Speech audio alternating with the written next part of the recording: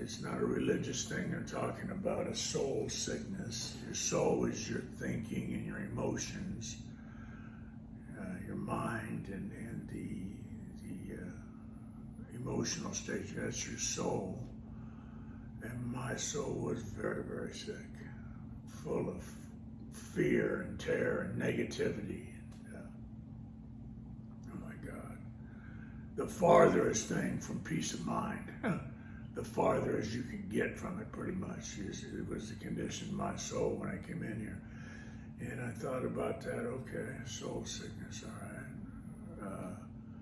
Then they told me another vitally important thing. These are things that I heard when I came in because I was able to hear. I was ready to hear because I was broken. And the next vital thing they told me is your head, you better wake up and realize your head is not your friend, all right? Your head lies to you all the time, and not harmless little funny lies. I mean, vicious, cruel, unbelievable lies that it will tell you and that you have believed and are operating on, you know. And isn't that and that's a big pill to swallow. That's a huge concept to try to get your mind around. And my head is not my friend. My own mind, the only thing I've ever trusted and believed in, lies to me. Lies to me. It is not my friend. It's not trying to help me. That's an amazing revelation, you know.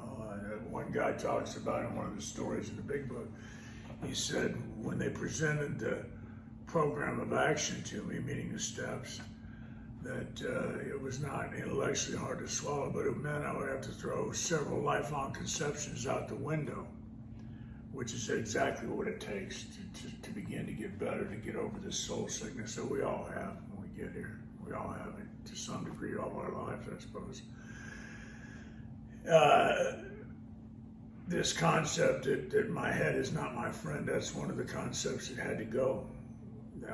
The only thing I did trust, I didn't trust a single human being in this world. I certainly didn't have no confidence in God or the idea of God or anything else.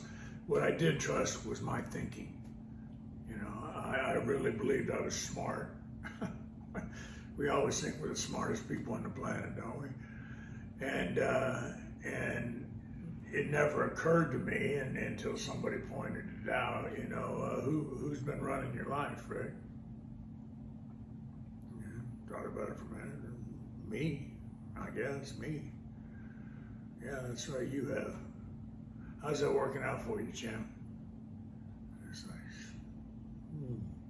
you know, and what they were telling me, and pointing out that's vitally important to understand and remember is it's not your mistakes that have caused the problems in your life and your unhappiness. It is your very best thinking. It is your very best effort. Nobody sets out in life to fail. Nobody gets up in the morning even and says, I'm gonna have a rotten day today. I think I just want to be miserable and pissed off and unhappy all day today. I think that's what I'll do. Nobody does that. We wake up and do the best we can to try to figure out how to have a good day and how to do what we need to do. And 35 years of that, particularly the last 20 years in my drinking career, I had done that with a vengeance every day, try to figure it out and think my way out of every problem and around every problem and outsmart you and outslick this one.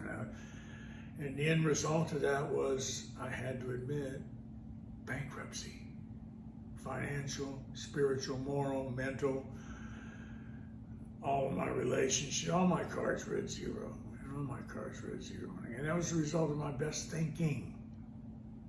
Listening to my head 24 hours a day. And so I began to get the concept, began to dawn on me, maybe they're right. You know, they said your head is out to kill you. It's doing a pretty good job, actually. It would be better for you if you could take it off and set it on the shelf for about a year and let somebody else direct your life. And essentially, that's what I did. I realized they were right, you know, because having told me that and followed a little bit of direction that I was starting to follow, one of the things being prayer, I was starting to pray. That's when everything changes, when you start to pray and pray in the right way, not giving God directions or orders, but asking for his help and being open to look for the next indicated step, which is how he helps us, how he shows us his direction.